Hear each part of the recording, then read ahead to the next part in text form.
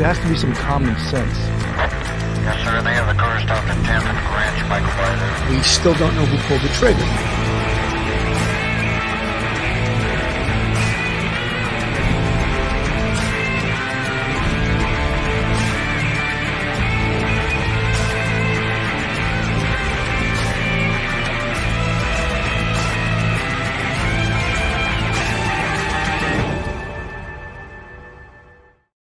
Hello, everyone, and welcome to Police Off the Cuff, Real Crime Stories. I'm your host, retired NYPD Sergeant Bill Cannon, a 27-year veteran of the NYPD. You know, folks, since we started covering this case, of course, the case I'm referring to is Ruby Franke and her business partner, Jodi Hildebrandt. And as we know, Ruby Franke and her business partner were charged with 6 felonies each, after Ruby Franke and his 12-year-old son climbed through a window to get help for himself and his 10-year-old sister. And they were arrested. Ruby and Jodi were arrested separately, of course, but for child abuse. The rest followed the escape of Ruby Franke's 12-year-old son, who authorities said was malnourished. And the police also said that Franke's malnourished 10-year-old daughter was found in Hildebrandt's home. So Ruby Franke is a mother of 6, and she rose to fame, as we know from the podcast, that she had for several years 8 passengers, and she was a vlogger. On Friday, the county attorney in Washington County, Utah, announced the 6 formal charges against Franke and Hildebrandt, saying the counts relate, again, to 2 of Franke's children, 10 and 12 years old. They don't want to give their names, of course, because of their age.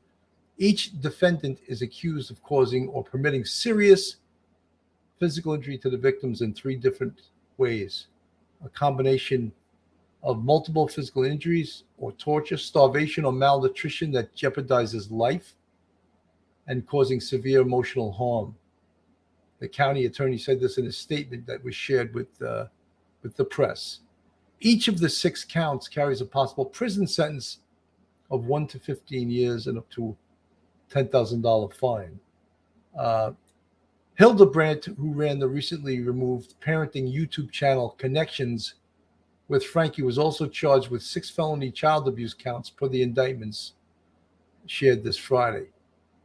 In a probable cause affidavit shared with the press and dated Wednesday, authorities said Franke's 12-year-old son climbed out a window of Hildebrandt's home and ran to a neighbor's house.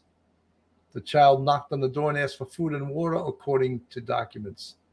The neighbor saw the boy had duct tape on his ankles and called police. The police arrived on the scene and observed severe wounds on the child, whom they said appeared to be malnourished. The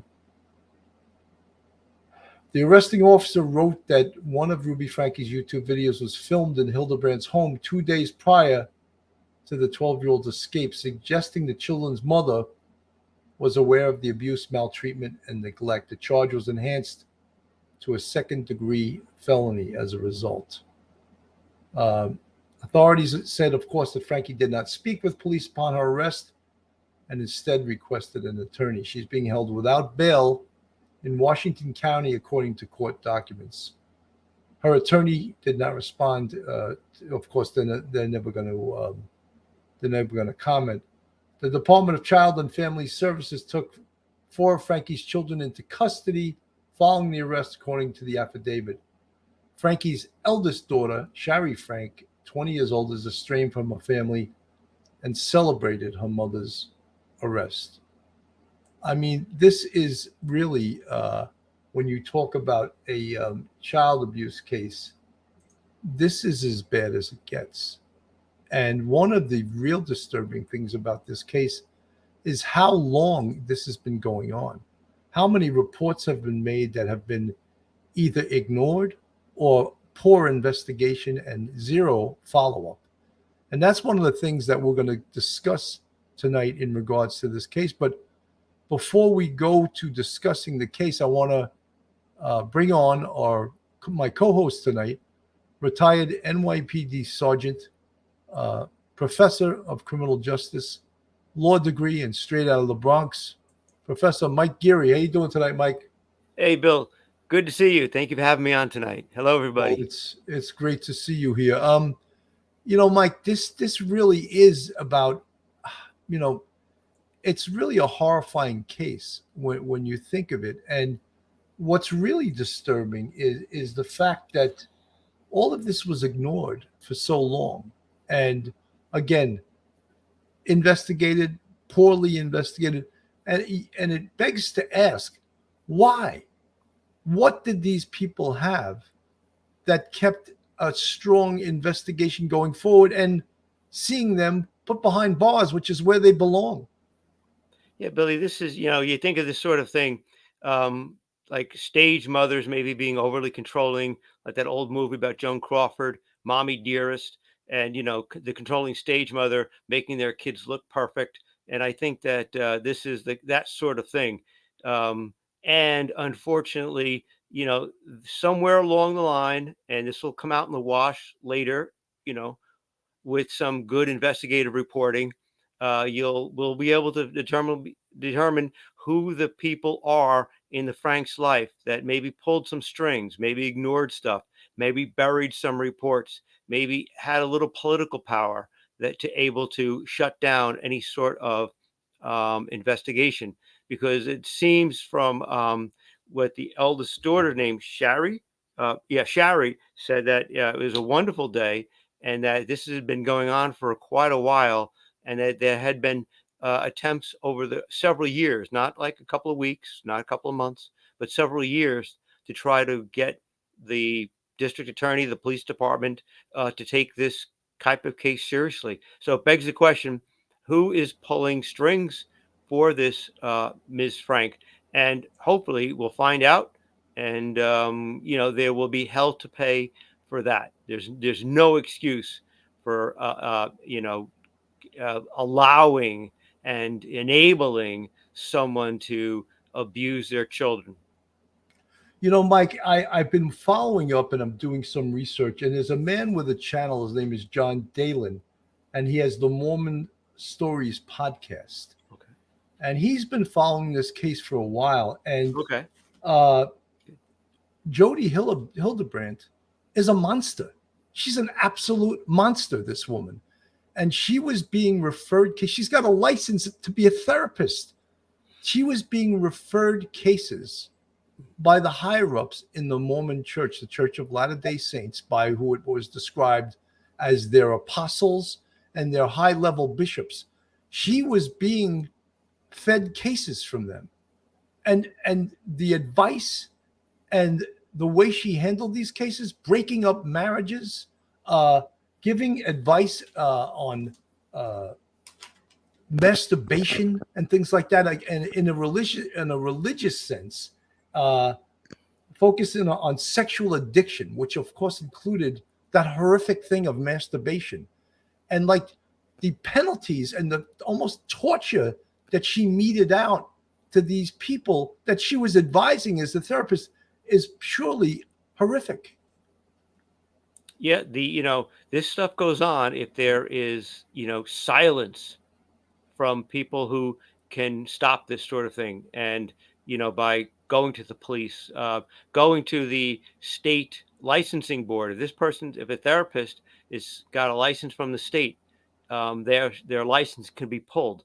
And that's one of the things you can do, along with many other things. But that would be something the state could do, very quickly if they get some sort of allegation and they do an investigation. Is a what they call a prima facie case, which means at first blush, and it's like a probable cause standard. And you could do that and then deny the person the ability to benefit through any sort of health, health plans and stuff like that. They won't get reimbursed, but at least you can do something. But the idea that you're going to have the religion involved in discussing, people in the religion discussing openly confidential information of the most sensitive nature. You've spoken to attorneys. I was an attorney. You've had to have real deep conversations with people. And the only way you can get the truth and talk to them is to guarantee that you will take what they say, absolutely in absolute confidence, and to have this idea that things are going to be discussed, information is going to go down to her and then go back up the chain to let people know what she discussed is abysmal. And you just gotta, as they say, SMH, you got to shake your head. It's just amazing that this kind of stuff goes on. I want to play this from the Law and Crime Network, and we'll get an idea of what really both of these two were about. But it seems almost more so that Jodi Hildebrandt is more the devil in this one. I'll call it that. That term, I think, that doesn't make any sense to me. That's Jodi Hildebrandt, the Utah woman accused of child abuse alongside YouTuber and mom of 6, Ruby Franke. Hildebrandt says she's a counselor, but who is she really? I'm Jodi Hildebrandt. So glad you're with us. We investigate and tell you about the startling twist in the case involving Ruby Franke. Welcome to Law and Crime Sidebar Podcast. I'm Anjanette Levy. Jodi Hildebrandt was taken into custody in Ivins, Utah last week after police said Ruby Franke's son climbed out of a window at her home with duct tape on his ankles and wrists. Police said the boy was malnourished and taken to the hospital. Hildebrandt and Franke face 6 counts of child abuse each. Neighbors and viewers of Franke's YouTube channel, 8 Passengers, say they've been concerned for years about how she treats her children.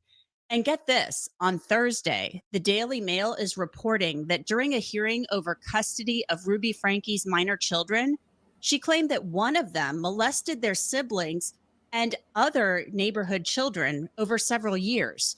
The reporter said that Franke sobbed during the interview. We know Franke is a mom of 6. We've seen her past videos, but who is Jodi Hildebrandt? We did some digging to find out. Hildebrandt founded Connections Classroom in 2007. Prior to Connections, she worked as a counselor at a drug and alcohol treatment center. Her LinkedIn page calls her a therapist and educator. Hildebrandt received a Master's of Science in Educational Psychology from the University of Utah in 2003. Her bio on her connectionsclassroom.com page says, "My style is compassionate yet direct and clear of what is necessary to fully change and champion any addictive or self-destructive behavior, whether it be ravenous addictions, feelings of worthlessness or inadequacy, conflicts in relationships, intimacy problems, communication breakdowns, and frankly, any block that prevents having and creating peace and joy." Here's a clip from Connections' Instagram account from last November. It's Jodi Hildebrandt talking about how parents can help their children when they act out. So many of us that are parents, it's like, I don't want to have to track them down. I don't want to have to just, like take everything away from them. And it's like, you're not taking things away from them. What you're doing is you've handed them things that they're not managing. And so it's your job to make sure that the first thing they manage is themselves. Like they understand how to manage themselves. They know how to be responsible for themselves. They know how to not blame. They know how to get curious, which means humble. They know how to ask questions. They know how to say, that doesn't feel right. Can you help me understand? They know how to do all that. And when you give them activities or you give them opportunities that they engage in where they can't manage themselves, they're only going to become more and more unmanageable inside of these activities. Hildebrandt also talked last year about what sex should be like between 2 people who are married. If we're going to be sexual, that we do it inside the institution, the constructs of a marriage. And not just a marriage, I go and I get married, but a marriage between a man and a woman who love God, which means they individually love God. So there's no lust in your marriage. Wow. So she's going to decide. I've never heard a therapist speak like that before, that there should not be lust in a marriage. And you should only be married if you both love God. I mean, this strikes me, and it gets worse, as cultish. Yeah, Billy, it goes beyond the borders of, I would think as a husband and a father of daughters and being married for decades, it seems like it's really way past any sort of limits on allowing people to feel whatever they feel if they're in a solid relationship, you know, um, and and understanding that every husband wife relationship is unique. We all communicate uniquely with each other. We all have our strengths and our weaknesses, and this is nothing but preaching. And it seems to be that if you would go into a therapy session with her, she would preach to you. This does not, give me any sort of confidence that she actually could be an effective therapist. Not at A. all. Jensen from the chat. Ladies and gentlemen, this is the top recommended therapist for the Church of Jesus Christ of Manipulation, the Mormons. Well, I mean, we stated that before about how she was recommended by the church elders and the high-ranking bishops, so that this has to be there is some a trail to this. They were recommending this woman, and here she is giving this It's type of I advice. love me, I love God, and so therefore I truly love you, which means I will never take from you. I will never use you to make me feel better. Jodi Hildebrandt claims to have counseled thousands of people over the years. She says she's counseled families of all ages with her unique style of educating about the power of choice and the need for impeccable honesty. A 6-week individual leadership training goes for $795 on her website. Company training costs nearly $15,000. Hildebrandt and Franke appeared to be business partners. The Contact Us page on the Connections website lists Ruby Franke as the contact. Photos on the website show the two together. Ruby Franke is listed as a certified mental fitness trainer at Connections. She produces content for social media that focuses on empowering parents and children to live their truth. According to the affidavit filed in support of the child abuse charges, 2 of Franke's children had been at Hildebrandt's home last week. A 12-year-old boy climbed out of the window, asking a neighbor for food and water. Duct tape was on his wrists and ankles, and he had deep lacerations from being restrained. Then police said Ruby Franke's 10-year-old daughter was found in the home as well, malnourished. Police say a YouTube video showed Franke in the home 2 days prior and that she was aware of what was happening to her children. Franke and Hildebrandt are Mormons, and they talk about God in many of their videos and what they say he wants. This week, Jodi Hildebrandt, Jodi's niece, spoke on YouTube about her aunt. This mic is unbelievable, and this is going to show you what a monster Jodi Hildebrandt is. Jodi and my parents had a conversation. Jodi told them to leave me with them, or me to leave me with her, and for them to just go, and to not say anything, and to just pack up the things and just go. And so a few hours later, I get a knock on the door. I was asleep. And it was Jodi and my grandparents telling me that my family had left and I wasn't going with them, and that my life was about to change pretty dramatically. But everything was revolved around my worth. So anything that gave me a sense of worth, I was not allowed to have anymore. I had really long hair that I loved. Had to cut it all off because it gave me a sense of worth. Going to school gave me a sense of worth. Not allowed to do it. With me to discuss Jodi Hildebrandt and Cult-like,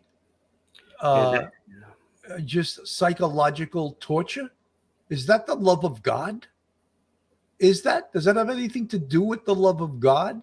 Or is this psychological torture to get people to submit to what you want them to submit to? This is infuriating. Billy, this is mind control. This is nothing more than mind control. It's not religion. It's not about choice. It's about depriving people of choice to live the way that they wish to. I'm not even going to use the term living their truth, because I have no idea what that expression means. It's vacuous. It's ridiculous. but let people live their lives the way that they would like to lead, especially as married couples and that sort of thing.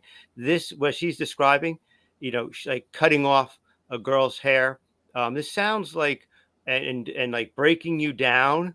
To me, it sounds like what the Army or the Marines would like to do. They want to get rid of your individuality so that it can accept working on a team, and then they build you back up to work to where you could work in a team and be a functioning human being in a group with an objective. And it's a good thing, because you can't always just take individuals and let them do what they want and say, okay, you can just go wander over there like herding kittens. No, that's the Marine Corps, and they break you down and they build you up as part of a team. Here, it seems like it's all breaking you down, depriving you of anything that may give you some sort of pleasure. I'm sure there's going to be books that you can't read, TV that you can't watch, programs that you can't see, music that you can't hear, clothes you can't wear, things you can't drink. I'm sure it's all, as you say, it's mind control. It is absolutely totally neglectful. It is very, very, I'm going to say, abusive. I think it's mental abuse. At the very least, it's mentally abusive of a child. You as a parent, you have total control over that child's life, and it just say, we're just going to change everything, and you will be deprived of everything that you have in this context, and everything that you value is bizarre. And if all of these allegations can be proven, then there should be a lot of prison time for this. Mike, the other idea that she said, break her down, cut off her hair because she loved her hair. Don't let her go to school.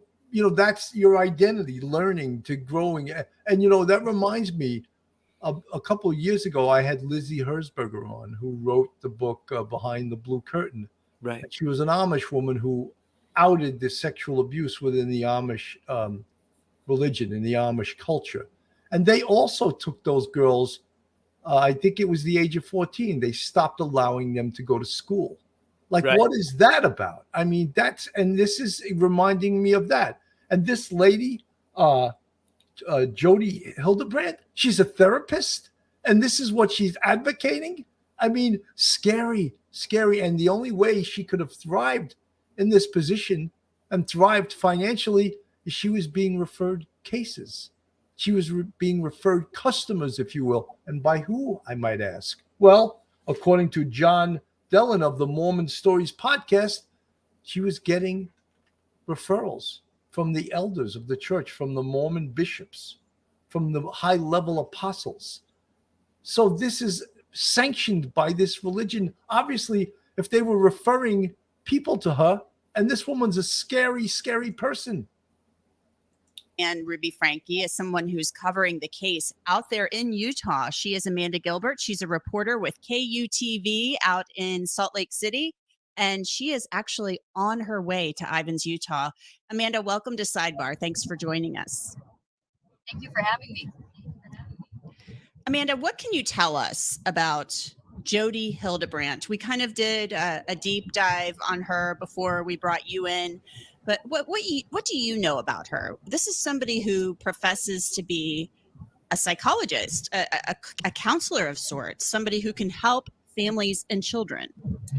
That's right. And she's kind of being described as Ruby Franke's business partner.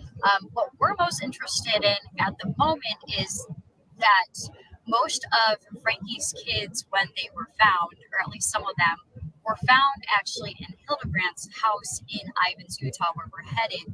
So the 911 call, a lot of the reports that are making national attention about where Franke's son was first found, all actually take place in Ivins, which is about 4 hours from where Ruby Franke's house in Springville, Utah is. So we're trying to get a better picture of, why were they. So Mike, there you have it. 4 hours. The house belonging to Jodi Hildebrandt, which had the 2 children in, belonging to Ruby Franke, is 4 hours from the house that you see on the screen.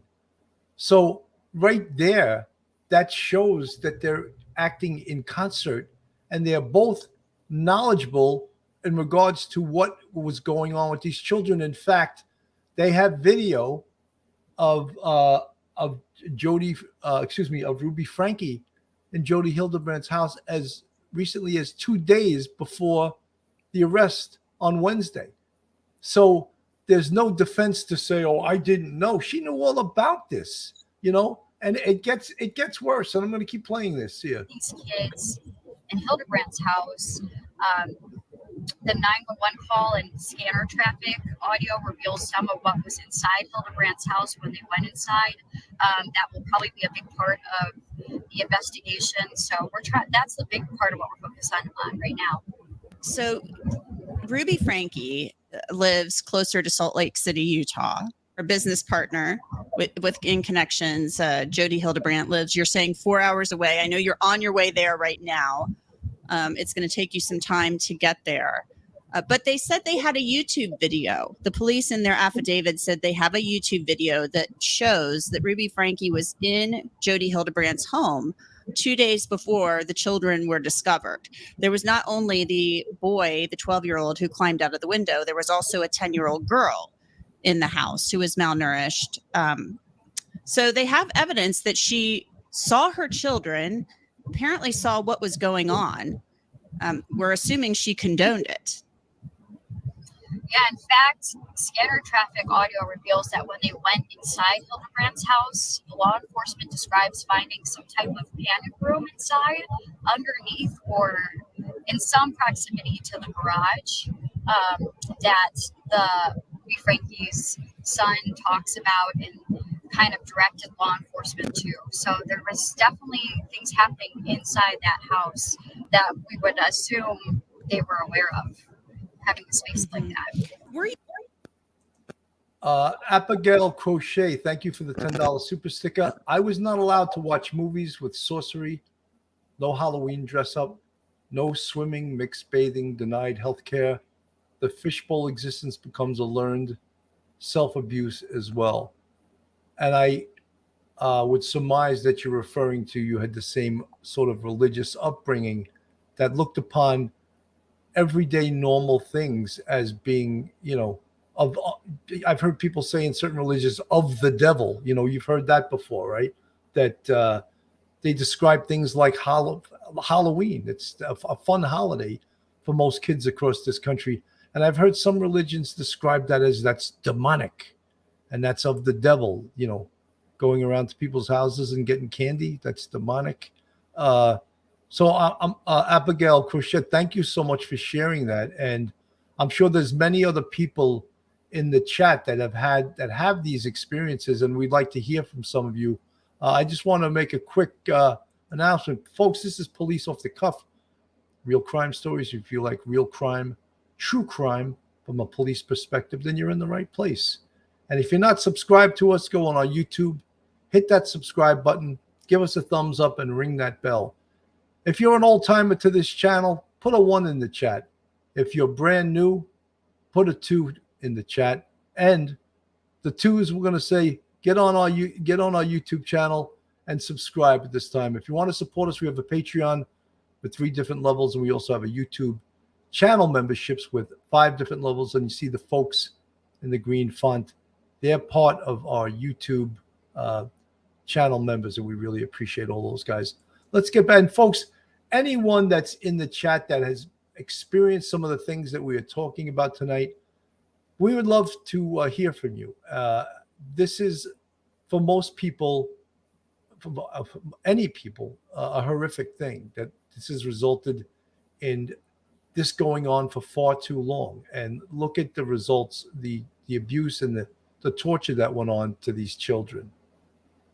Are you aware of connections and 8 passengers before the news of these arrests broke last week? I was not. I think, no, we were not. We were alerted to it last week as a station as a whole.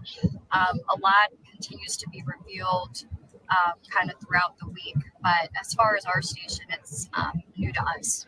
What has the general reaction been to this out there? I mean, these are 2 women who talk about God. They are 2 Mormon women. We know that There's a large Mormon population in Utah, of course. What are you hearing? What are you seeing? Because they are really out there. They've been all over YouTube, all over Instagram, all over social media, talking about, things like what sex is supposed to be like in a marriage, how you should be handling things with your children. They are out there. And so I would think, at least on our channel, there's been a lot of interest from people. Has there been a lot of interest from your viewers? Absolutely. I think a lot of questions with this case that we're hearing about from viewers arise around the topic of social media.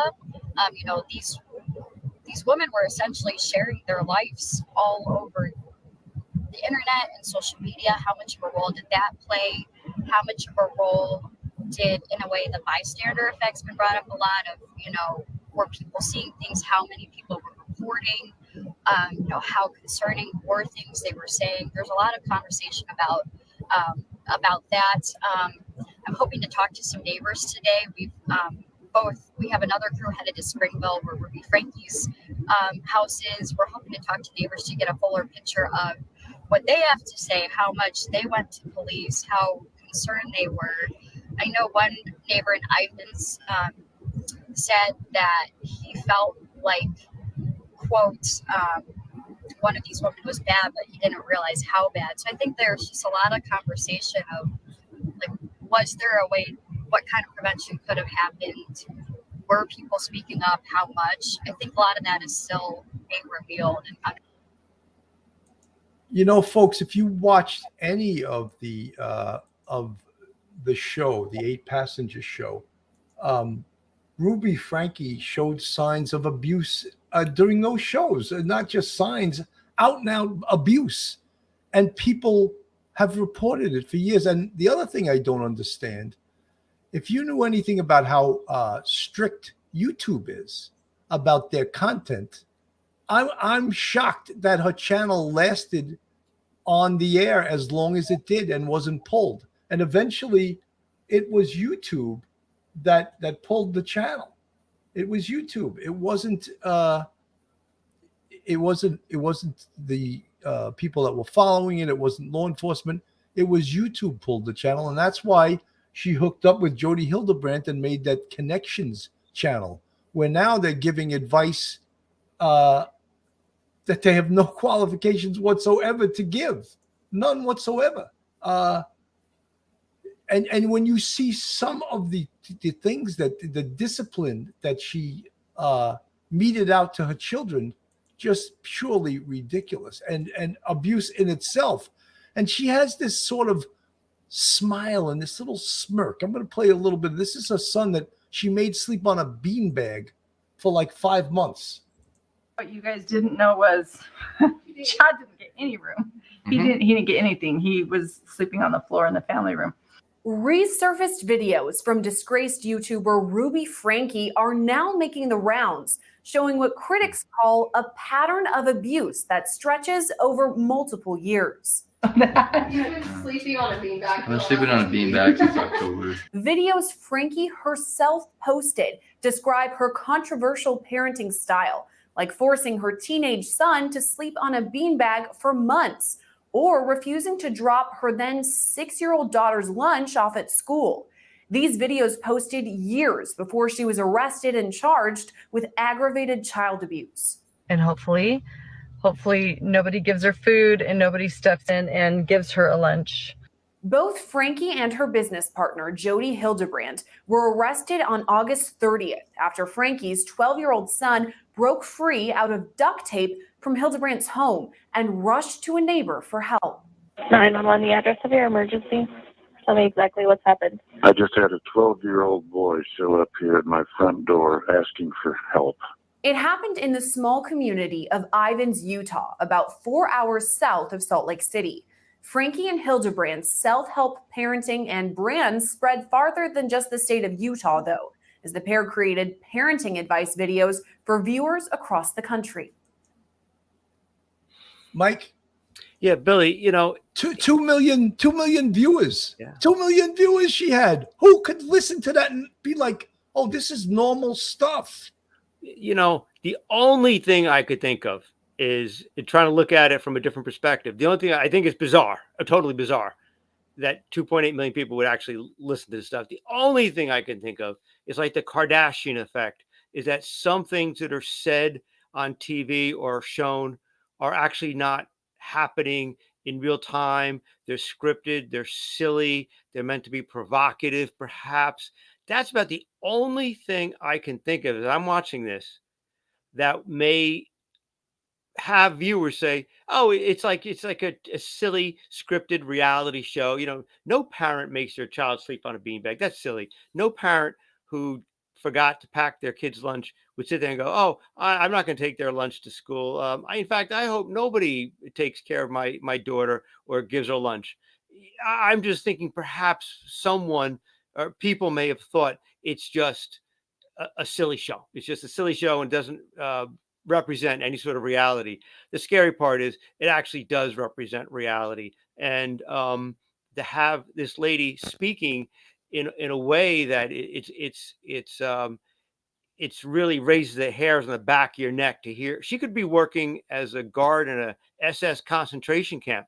You know, yeah, we give everyone 3 square meals a day. Oh yeah, and smile for the camera. It's scary. It's this banality of evil that she could sit there and talk about, you know, depriving her child, her daughter, her 6-year-old daughter, of a sandwich.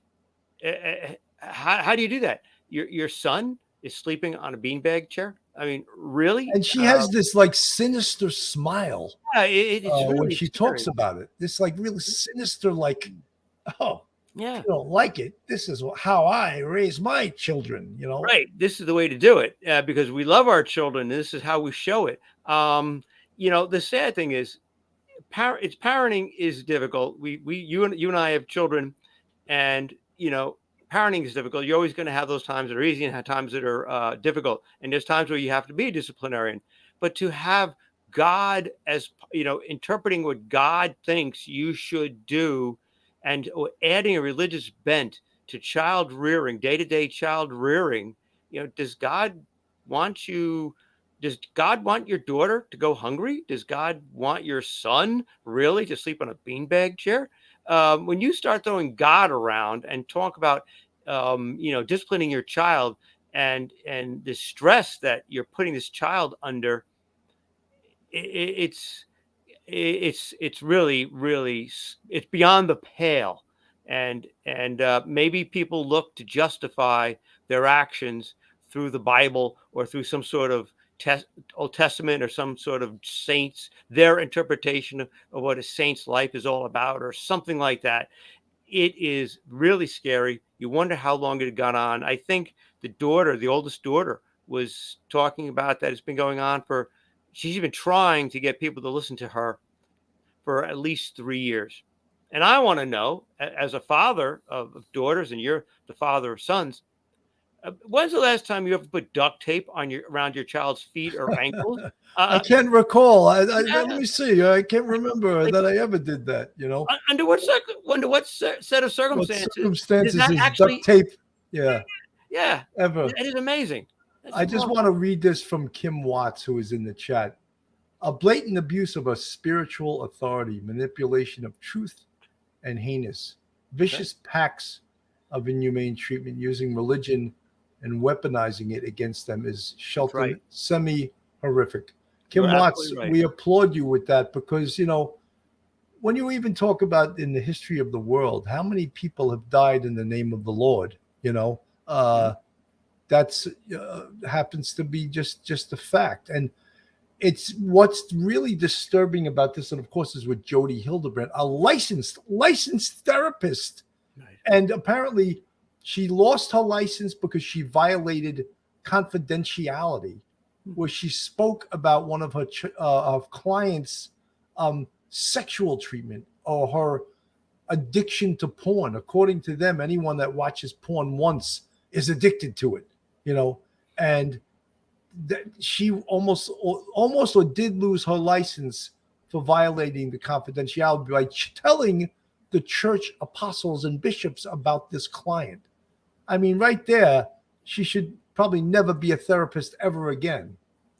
our whole life's goal is to make our kids happy.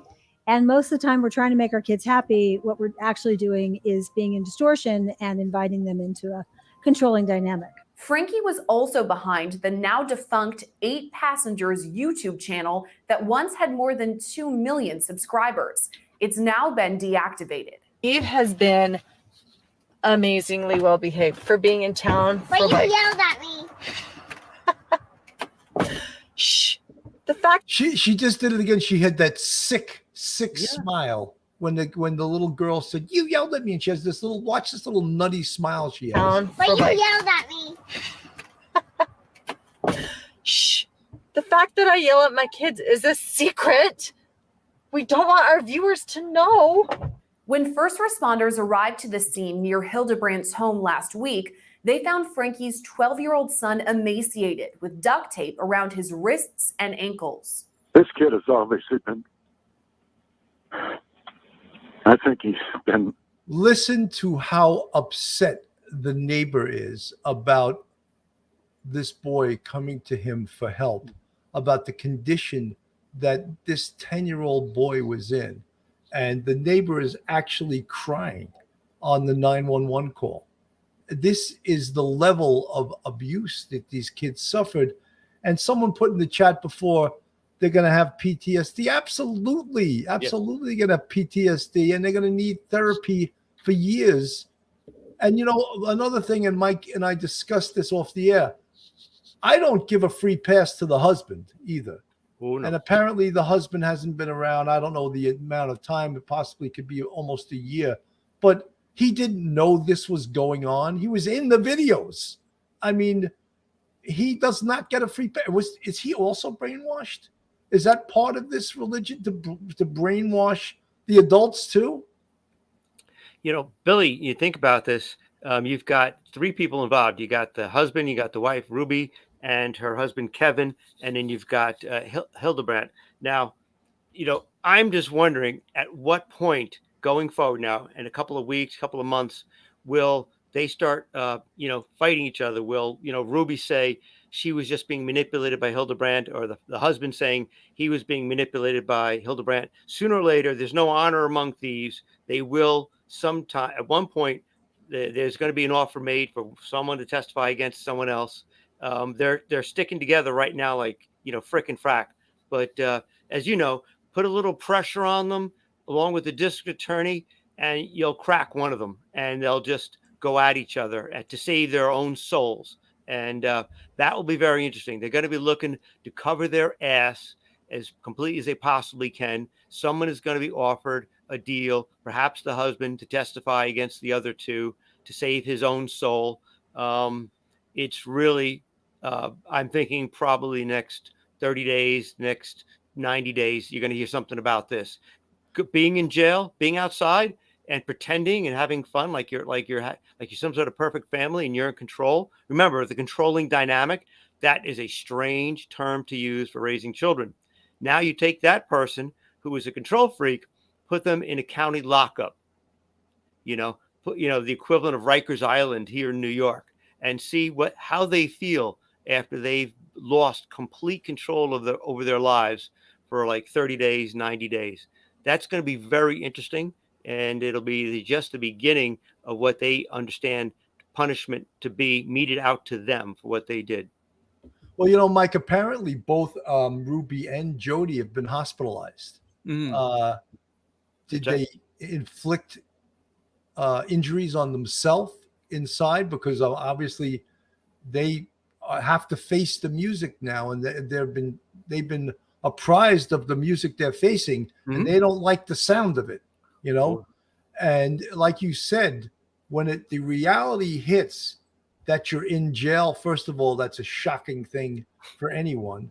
And then when the reality hits of the long road you're going to have to try to fight this, and believe me, they are not going to be successful fighting. They're going to prison, both of them.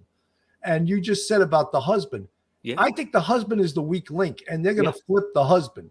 They're going to offer him a deal. They're going to say, look, you either testify or you're going down with them. And what do you think he's going to do? Right. He's going to do what every righteous man will do. He's going to rat. He's going to Yeah. rat on his wife, and he's going to save his own ass. Darn Because right. in my opinion, and I've seen a lot of stuff like this, he is just as culpable as Jody and of course Ruby. Just as culpable, because he was in that house. He knows what's going on. When the older daughter, Shari, when she called from, and she goes to Brigham Young University. Who runs Brigham Young? The Mormons. It's a religious Mormon school. Yeah. When she called from there, she was happy that her mother got arrested and happy that her mother is finally facing the music. Is that the way most 20-year-old daughters would react to their parent getting arrested? But so she's made multiple reports, tried to report it multiple times to deaf ears. You know, Billy, as we were watching the little bit of the video, I wrote the term, controlling dynamic, and then I wrote CYA, cover your ass, which we know from the police department. As soon as something happens, something big, some big bomb goes off, some sort of scandal, some bad thing happens, everybody's looking to cover their ass. The problem is it's really difficult to do after you've already sent letters, you've sent emails, you've sent messages, everything can be tracked. And so I'm thinking, who here, in the local PD, the local sheriff's department, whatever, it's probably a sheriff's department, local court system, local prosecutor's office, who's there is going to cover their ass and sit there and try to say, we never got that. Oh, we lost that. Oh, we weren't really sure about that. Oh, the witness wasn't cooperative. Oh, all of this stuff is going to have to happen now.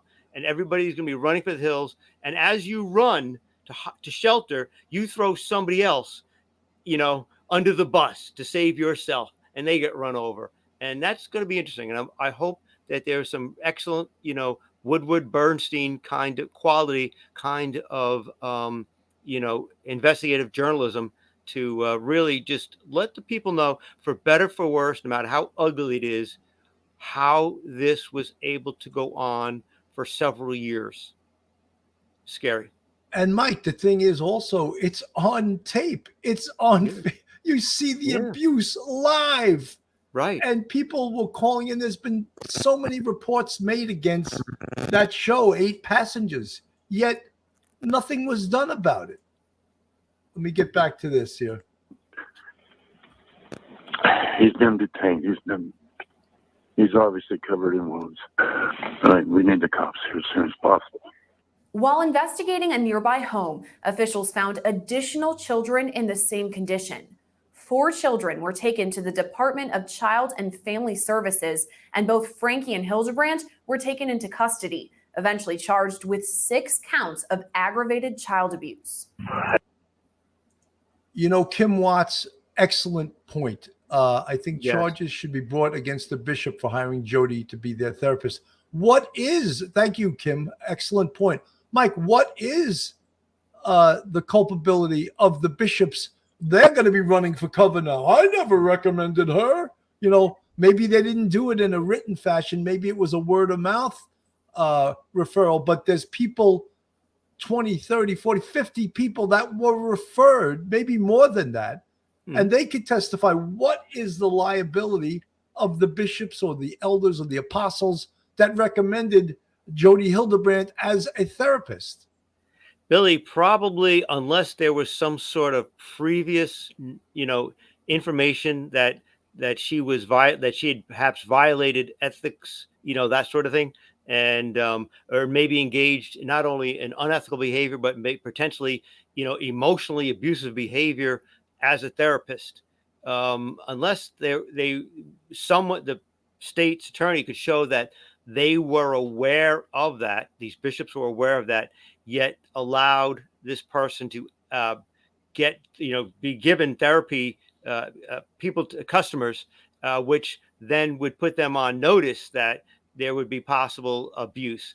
Other than that, it might be very limited. You could only hope that there is some sort of church records that could be gotten about how what they knew, when they knew it, before they began giving her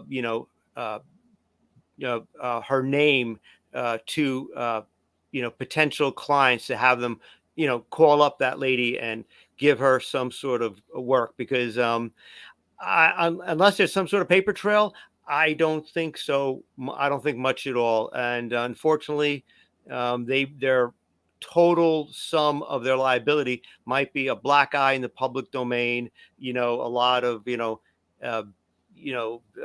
covering up, but I don't know if they're ever going to really face the kind of music that we'd think would be justified, really needed, like a little, fines, let the victims be able to sue them, that sort of thing for what they did, for the harassment they underwent. But I'm a cynic, being a New York City cop, you become a cynic. I'm going to say probably that none of the church elders is going to be held legally responsible, legally liable, and that whatever punishment they get at that level, I think will be within the church. Maybe they'll be asked to step down. Maybe they'll be transferred someplace else where they can do less harm to people. Mike, But, they could do what the Catholic Church does. They could just transfer the pedophile priests to other locations, Right. Tongo Best. Kevin needs to go to jail. And of course, Kevin is Ruby's husband. He helped her mistreat those kids. He was a coward to leave them behind. It's time for the adults to learn jail principles. Tongo Best, thank you for your comment. Yeah.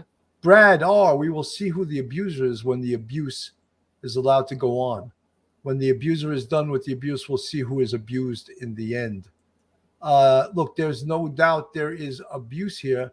Amanda M., her license was suspended because she reported confidential information that she made up to the client's bishop and BYU. Amanda M., we had just stated that, but thank you for restating that. That she had violated confidentiality.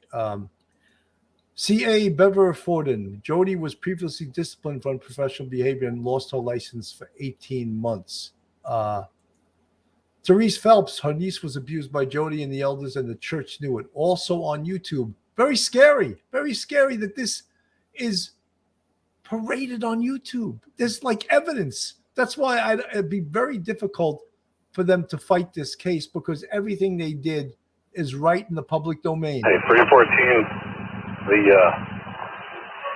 wounds on his leg are pretty good. 12X511, 314, medical is going to transport him. Said that his wounds are in need of immediate care. But this isn't the first time Ruby Franke's name has made headlines, specifically around alleged child abuse. In 2020, the mother of 6 posted a video to her YouTube page titled, "What We Haven't Told You."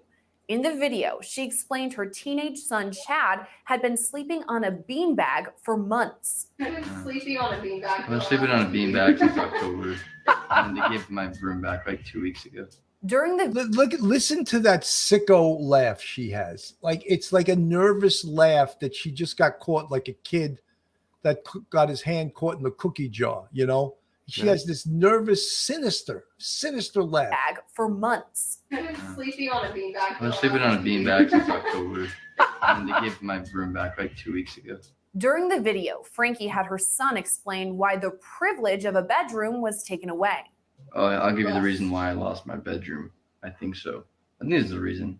At least this is the reason that's been in my head. It's pretty funny, but now that I look back, I mean, it's pretty depressing. No, we never told our viewers. That I woke Russell up at 2 in the morning and told him that we're going to Disneyland and he has to pack. And he got up and made his bed all neatly and then packed all his clothes in the suitcase.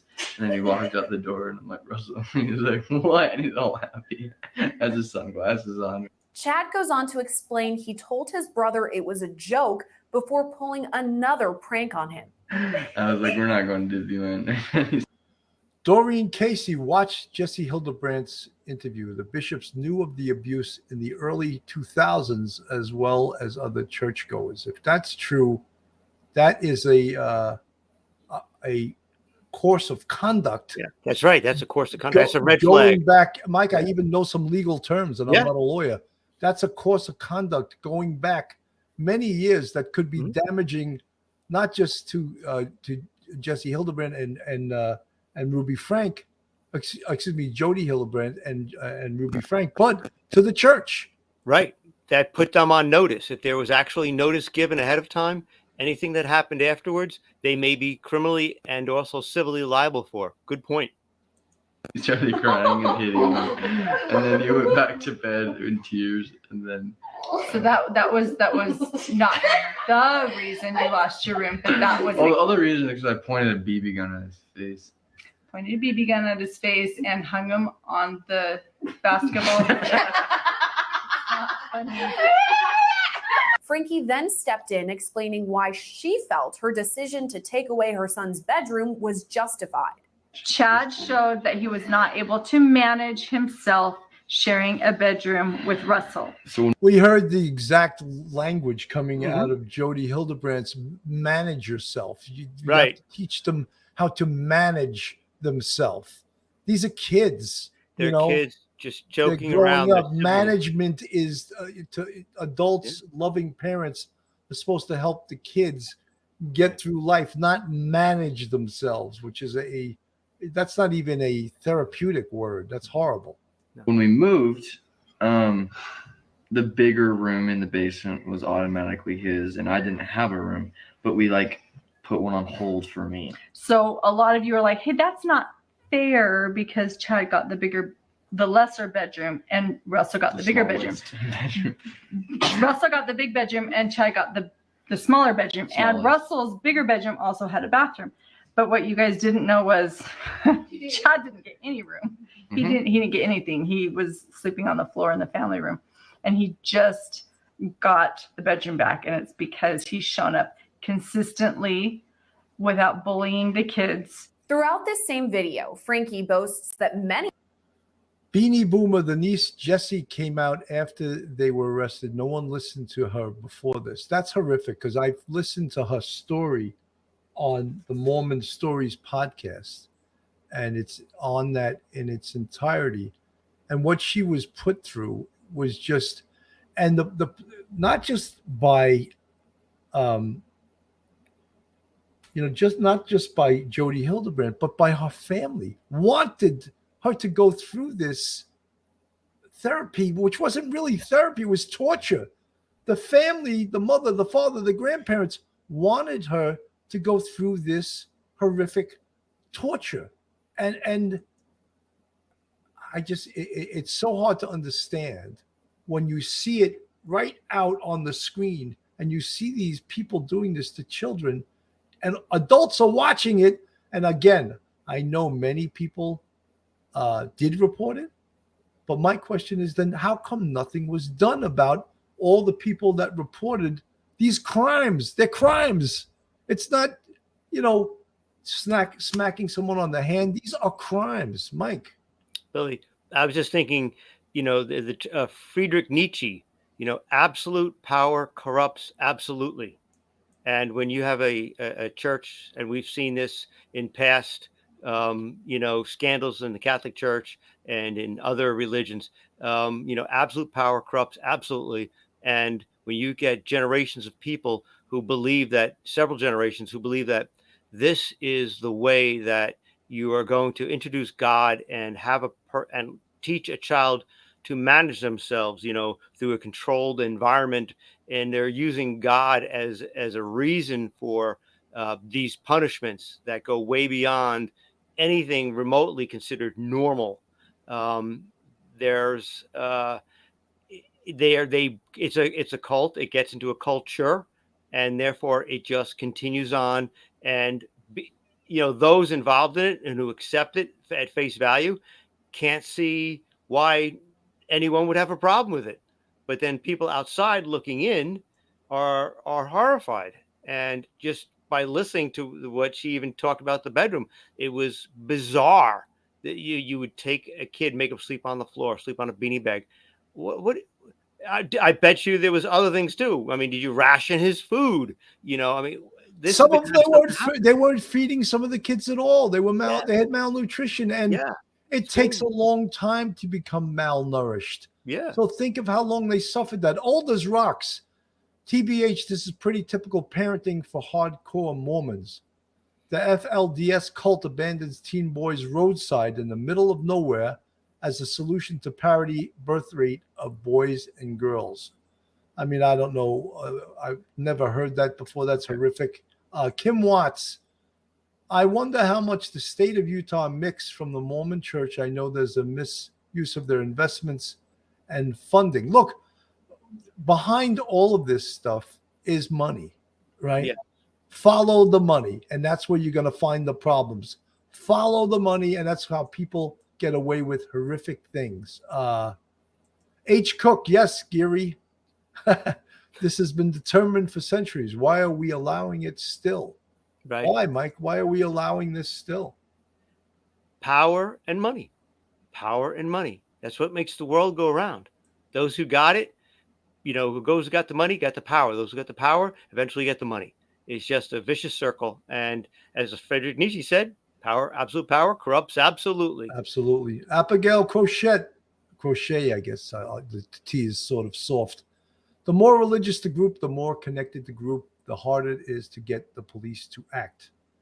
They dismiss it as attacking religion instead of addressing the unlawful abuse blended in. Abigail Crochet, we spoke about that, or I spoke about that the other night when I saw that the police had responded to Ruby Franke's house a number of times. One time, they were called because the kids were left alone for a long period of time. And they went to the house and they saw that the kids were in the house alone. And they left. If I was me in New York City, I was the boss, I was the sergeant, guess what I would do? 2324 Sergeant, Manhattan North Homicide Sergeant on the air. Can I get one emergency service unit to this location? Yes, I want them to take a door.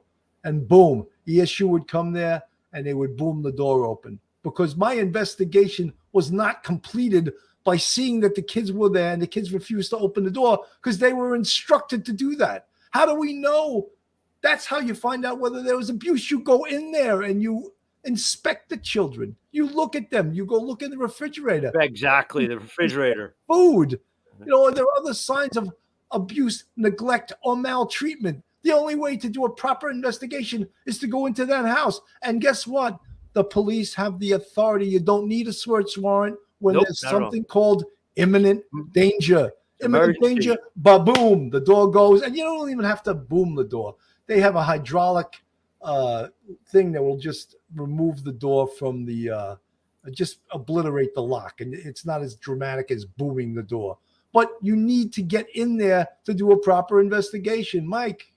Yeah, Billy, you've done this. I've done this. You go to a location, you hear a 911 call of a kid screaming in pain or whatever. You go to the location and the parents won't let you in.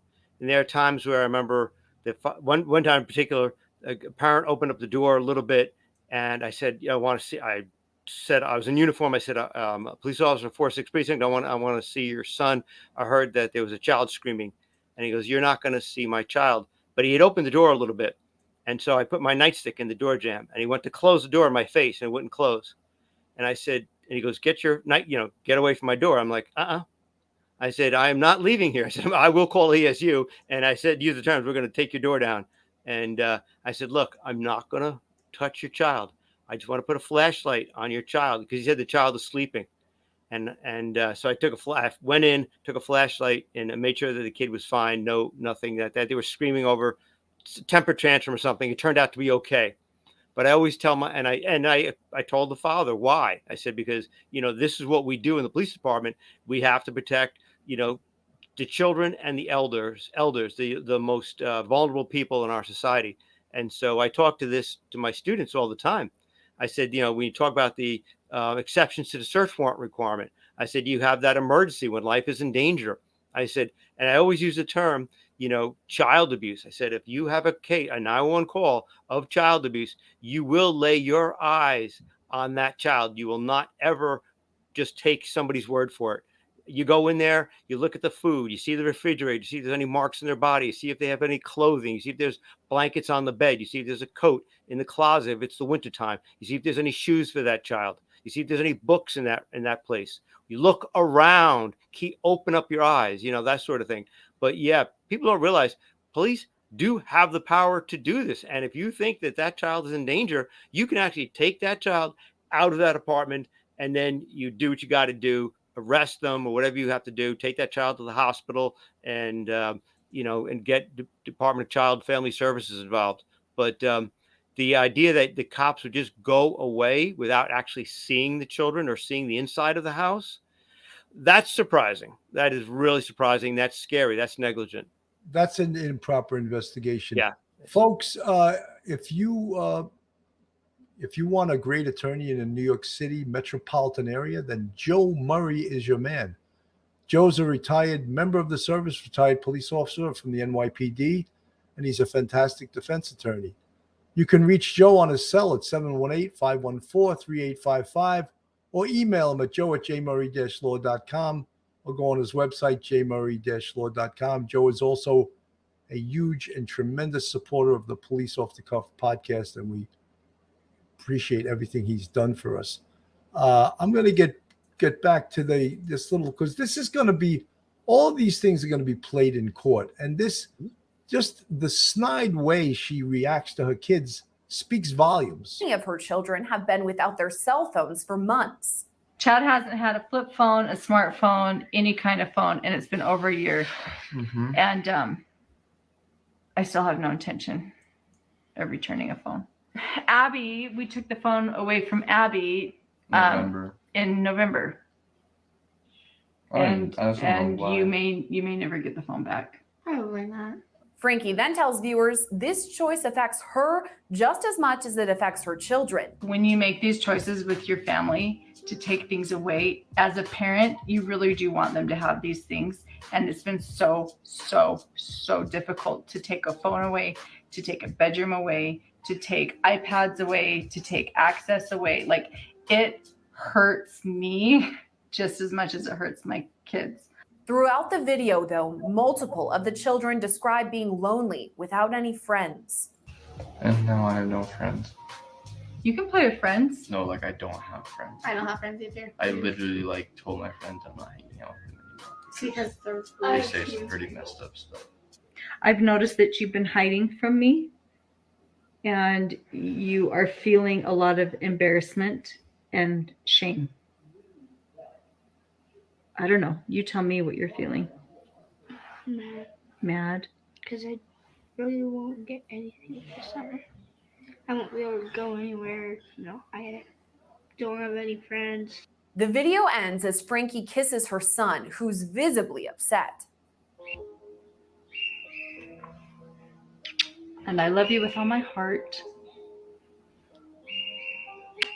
In a separate video, Franke explains her then 6-year-old daughter Eve forgot to bring her lunch to school. I just got a text message from Eve's teacher, and she said that Eve did not pack a lunch today, and can I bring a lunch over to the school? This happens quite often when you're raising children. She then tells viewers her daughter's teacher was uncomfortable that Eve may have no lunch that day. I know that her teacher is uncomfortable with her being hungry and not having a lunch. And it would ease her discomfort if I came to the school with lunch. But I responded and just said, Eve is responsible for making her lunches in the morning. And she actually told me she did pack a lunch. Instead of bringing Eve's lunch to school, Franke says she hopes her daughter goes hungry. So the natural outcome is she's just going to need to be hungry.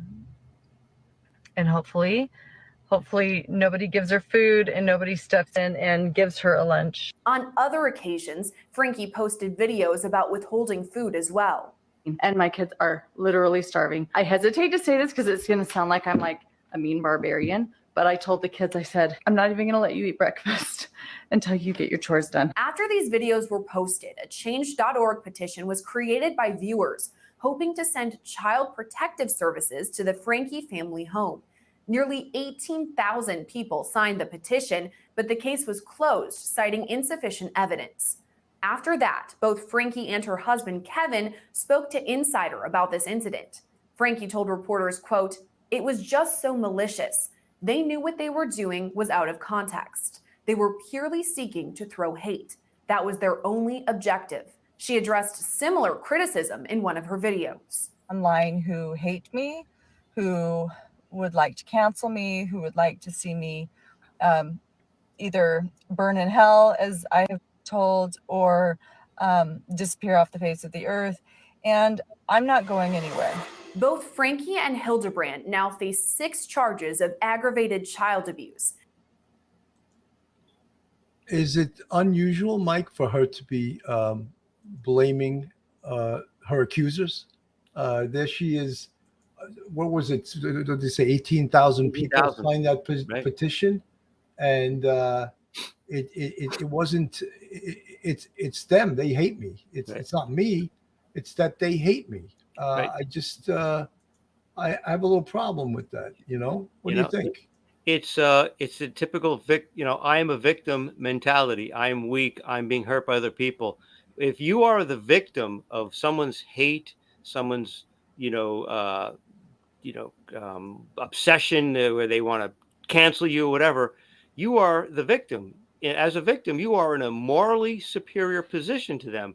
They are small-minded people that don't see the truth in what you're doing, and therefore, they are small people, and they're hurtful people, and they're bad people. And you, as the victim, you're the one who's suffering. It's all about you. It's not about anybody else. And when she sees when she talks about her daughter, she's going to go hungry.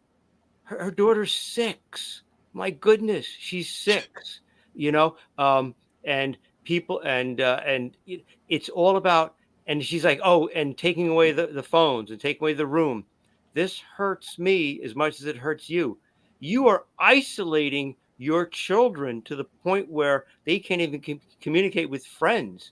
A phone is lost for a year. They don't have a tablet. They don't have an iPad, an iPhone.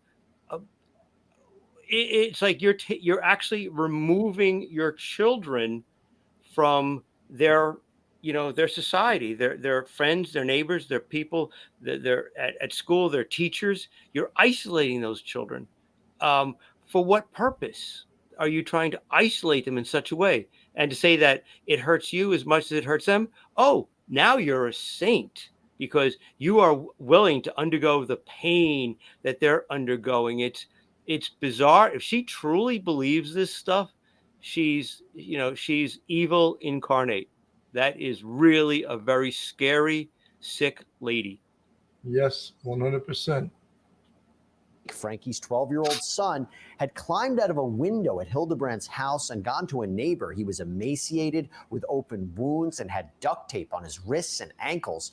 Franke's 10-year-old daughter was found in very similar conditions inside the home.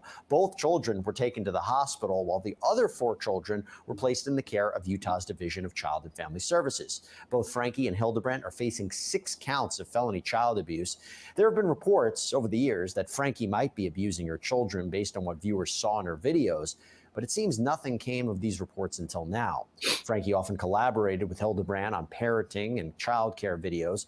YouTube confirmed that it shut down 2 channels associated with Franke during Friday's hearing. We learned that Franke and Hildebrandt will both be held without bail for now. A bail hearing is scheduled for a few weeks from now. So let's talk about it with my co-hosts, my legal analyst, Terry Austin. I don't think we need to hear from them, but it's just one of the things, Mike. When we talk about the withholding of food, that takes on a new meaning when the kids are discovered malnourished. It's not just a concept. It was absolutely real that they were denied food, right? And that is also going to be evidence against them. When they go to court. I mean, they may, I think their next court appearance is September 21st. Mm-hmm. They may at that point be bailed, because in our country these days, everybody gets bailed. They bail murderers, and it's like, so I don't have any faith that they're going to be denied bail. So they probably will be bailed. What then? Where are they going to go, Mike? Yeah, Billy, this is going to be interesting what the judge is going to do. The judge's name is Eric Gentry, and the bail hearing, and they're hoping to get on bail, is for the 21st. of September. They're looking, both Hildebrandt and Franke are looking for expedited dates so they can get to the judge, see the judge earlier, and hopefully get out. It's going to be very interesting to see between now and then what other information comes forward to the judge and the prosecutor's attention as to what the extent of the abuse was. I'd like to know from a pediatrician's point of view, what's the average height and weight of an 8-year-old child or 12-year-old child? How far below normal standards were these children? That would indicate that no, they didn't miss just a peanut butter sandwich at school one day, which is not good, but to have them maybe miss numerous meals. This lady is willing to take away a bedroom, a tablet, food. I'm sure she's probably taken away food on a fairly frequent basis and continuing basis. Undernourished to the point where these children look like they're refugees. There's something really wrong here, and I'm hoping that to give some strength to the judge to say, look, you know what, we've learned more. Maybe the charges will be upped a little bit, and these people will be denied bail. Keep them in jail for a little while longer. We'll see. Remember, under our system of law, it's just an accusation.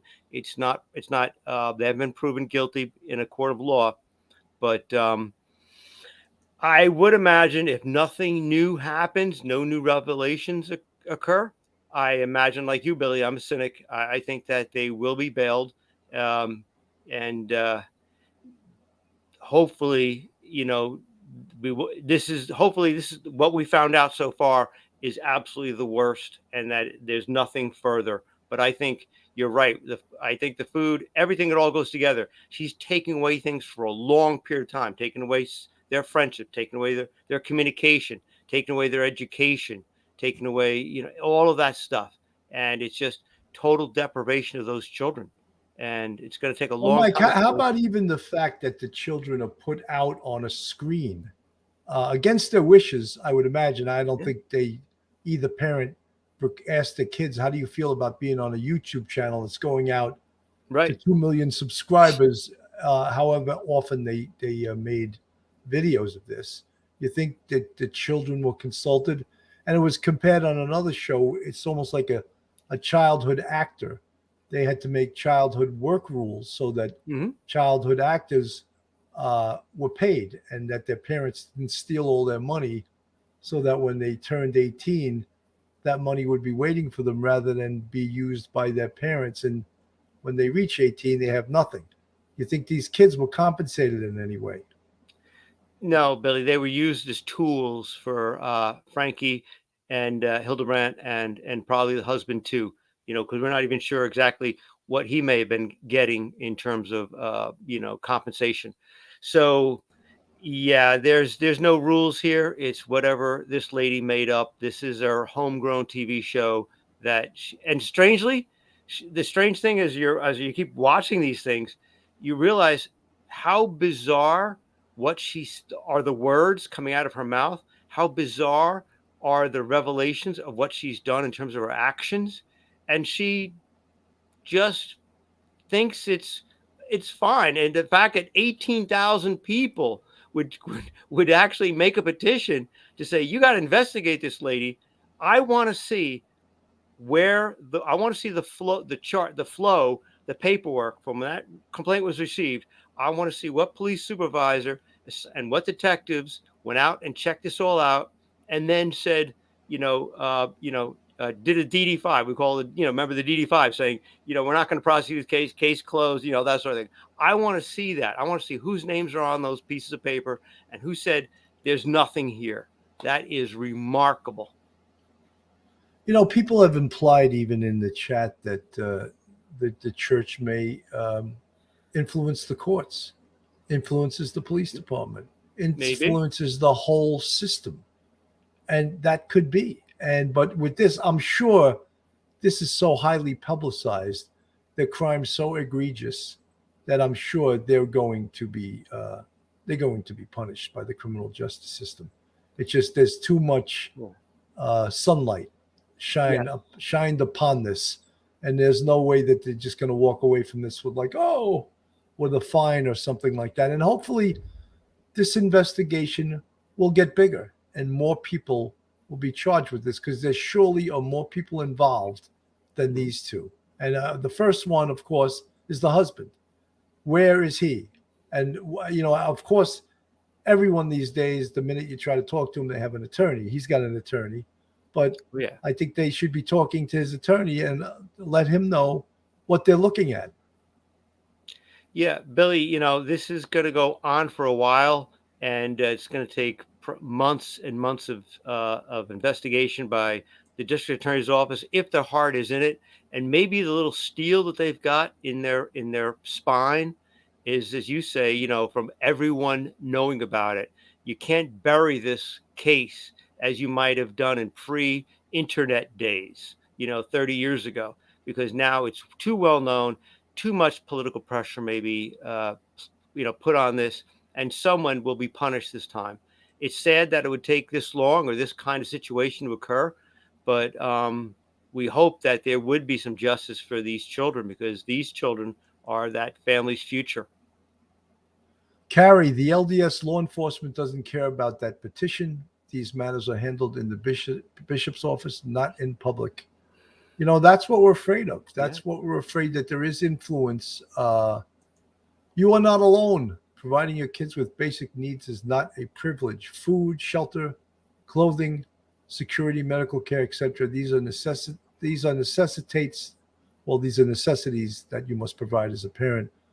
Pure evil face, red droopy eyes. Beanie Boomer, because the husband was part of this particular incident. Yeah, I believe he is. I believe he's culpable. He's liable.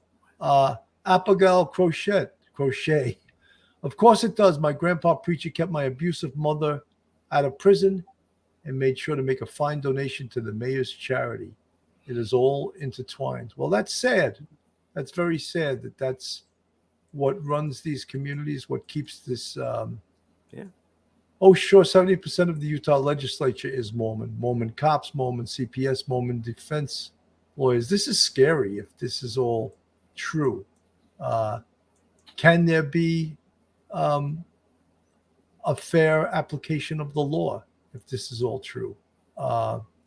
Kim Watts, I think so many people who come from a Jodi is known for breaking up many marriages, stating that the men were addicted to porn or attacks pornography. Yeah, I read that and I watched that on that Mormon Stories podcast. Horrific that, looking at porn could be seen as almost like a criminal activity. There's no question that the Mormon Church has fingers in every single aspect of the Utah government, down to the police. The cover-ups are continuous. Thank you for sharing this vital information. No, thank you guys for sharing this, because we are not from Utah. We're from New York City, but the law and the way things work in politics are very similar in all cities. And as Mike said, absolute power corrupts absolutely. And that's what you're seeing. Look, we also don't, we're both Catholic, I was baptized. I'm not a practicing Catholic. And we see the horrific sexual abuse in the Catholic Church. The way pedophile priests were handled, and still handled, just by being transferred to another location where they continued to abuse. So that's like a cultural problem in the Catholic Church that has gone back probably 100 years, and they've refused to acknowledge this problem, absolutely refused, and to address it. And that is disturbing, just extremely disturbing. And folks, again, this Police Off the Cuff. If you're not subscribed, go on our YouTube, hit that subscribe button, and just give us a thumbs up and give us that like.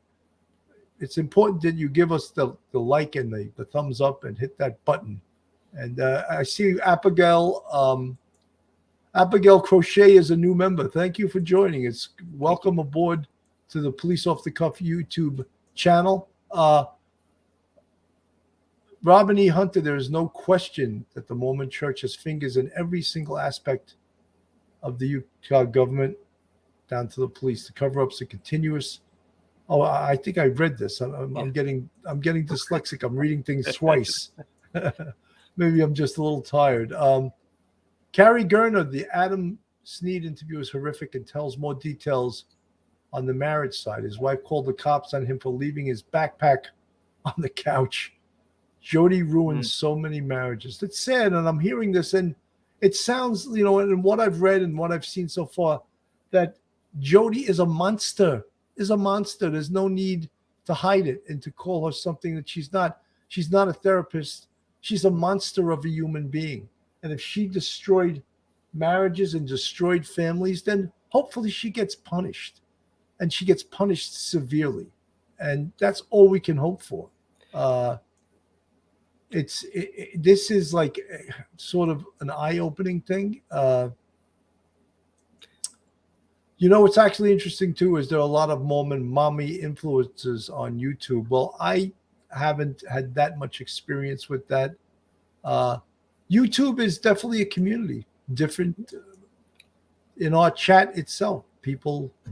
It's a community, our chat. A lot of friends, a lot of people come to the chat to meet their friends, and we appreciate them. But again, this is a real crime, a true crime topic. There's all different topics on YouTube, and there's all different people in the chats. And Asi got to be happening to other kids in this religion, but obviously still hidden. No doubt. And not just this religion, other religions too. Yes, absolutely. Brady, there's definitely more than a grain of truth. This culture of control and mission extends into government and other institutions of power. Absolutely, folks. I'm just going to let you know, we'll keep covering this. We've been on for an hour and 20, almost an hour and a half. And this case is going to be a landmark case, I believe, that something's going to happen this time. And, when you yell, you scream, and no one listens to you, it's frustrating. But this time, there was a light shined upon this in the way of a 10-year-old boy who ran to his neighbor's house, and the neighbor called the police, and the police had to do something about this, and therefore a light was shined upon it. And now hopefully this abuse will end. Mike, your final thoughts. Billy, you see these sort of abuse cases occasionally, and you see abuse cases a lot as a cop. But, seeing these kind of abuse cases where someone has some sort of political pull, religious pull, they have money, whatever they have, and there's no accountability for a while. It's good to see that maybe someone will be held accountable now for what they've done, but also not just the people who are accused, but those who are not accused, who may escape liability, criminal or civil liability, because they're the enablers. They're the ones that have the culture, but they have other people engage in this sort of behavior or support this sort of behavior, and they themselves can walk away with clean hands. And hopefully those sorts of people in higher upper echelons who know about this stuff and allow it to go on for years and look blindly. And I'm talking about police officers, detectives, police chiefs, maybe people in the church, then they hopefully will be held somewhat accountable. We'll see. Absolutely, Mike. Well said. And you said it like a real lawyer. Thank you, Billy. But it was very well said. Folks, thank you so much for listening tonight. This is a very sensitive case, a case that we take very seriously. Thank you for listening. God bless and have a great rest of your night. Good night, everybody. One episode just ain't enough.